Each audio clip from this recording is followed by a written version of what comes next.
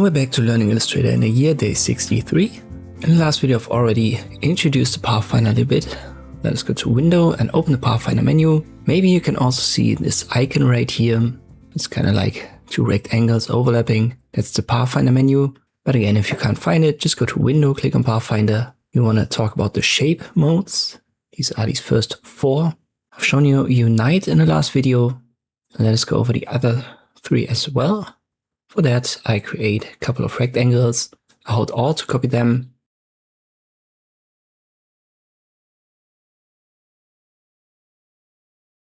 I can also copy groups like that.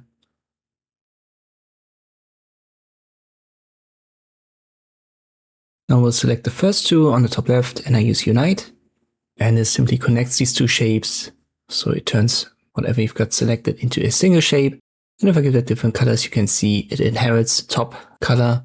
So the top element had red, and therefore our united element now has a red color as well. The second one is a subtraction. So you can use it to cut out things. Then we have an intersection option, which leaves us with the overlap. And an exclude, which will delete the overlap.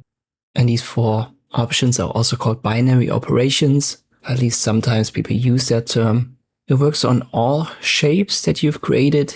Let us, for example, use here circle and rectangle.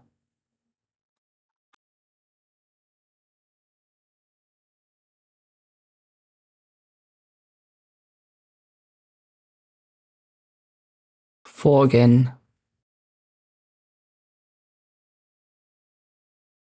I unite it, and as I've said, it inherits the color of the top element. So if I make the black one via right click, arrange, bring to front, the top element, our united element will now be black.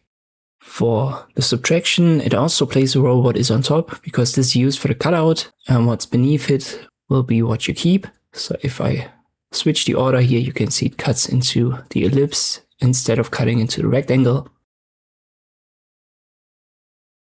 Intersection is the same when it comes to the color inheritance. So if I make black rectangle be the top element, now our intersection will have the black color.